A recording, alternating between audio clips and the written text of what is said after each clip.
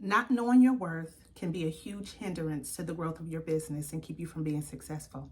Hi, my name is Anika. Welcome to my channel, Well with Anika, and I am doing a series on what I know now, avoiding the pitfalls of entrepreneurship. So if you're interested, follow along and hit the subscribe button. What I know now, avoiding the pitfalls of entrepreneurship, is a series that I'm working on for you guys, just to give you a little insight on what 25 years in the beauty industry has taught me. Knowing your worth plays a major role in how you choose to set the cost of your services.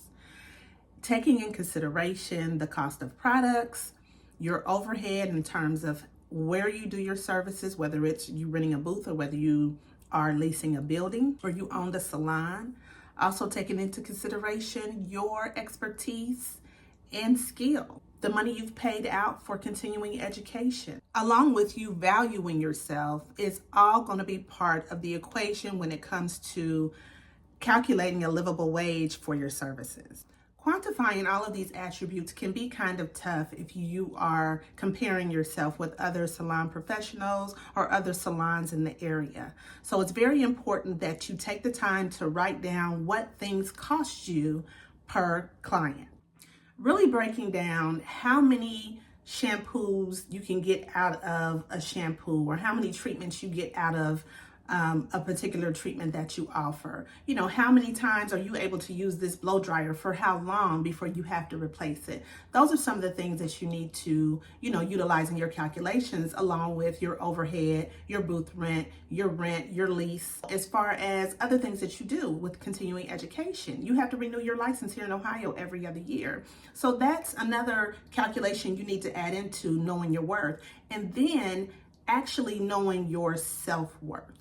How much are you worth with your education and your expertise and your skill, for how long you've been doing this and at what level you're operating at? That all needs to go into forming a price list to be able to offer services to your client.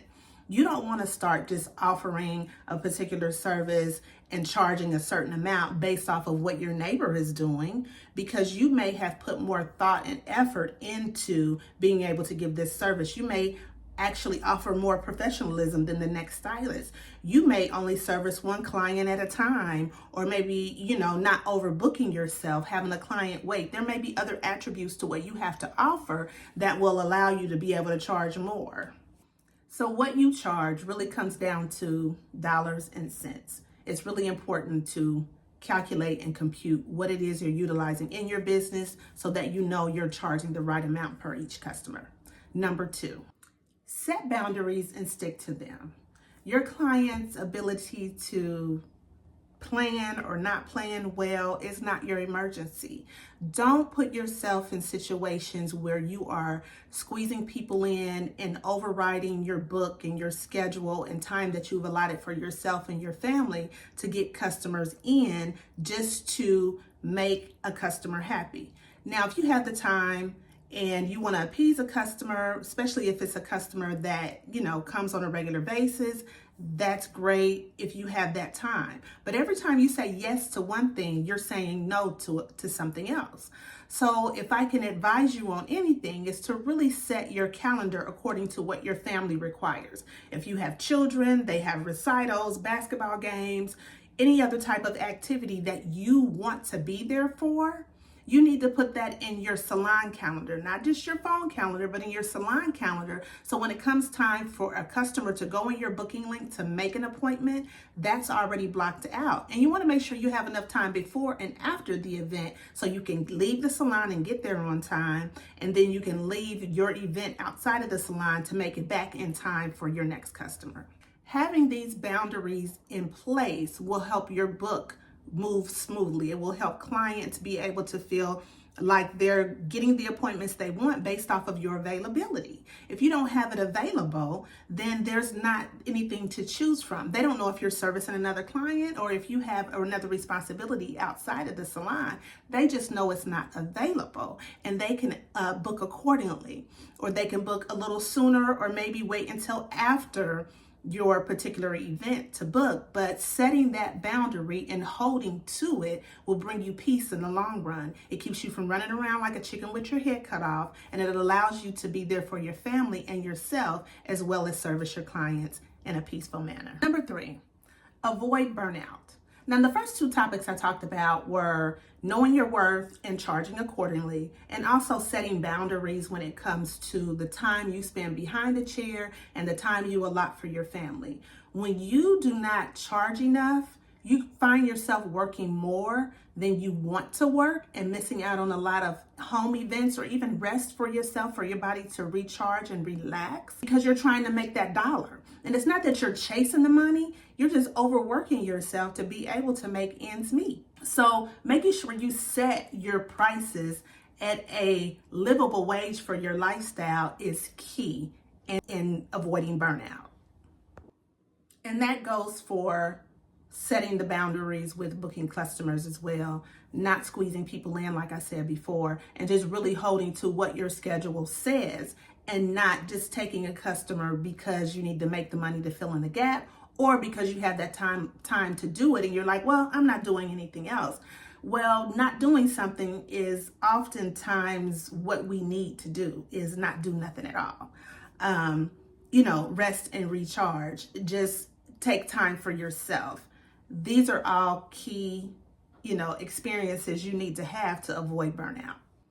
Last but not least, guard your heart and stand on business.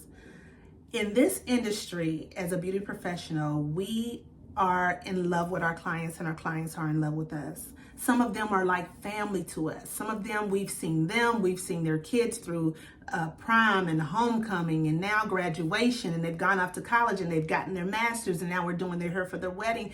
We've been invited to all of the events. We've been invited to the baby shower. We've been invited to the engagement party. We've been at the wedding.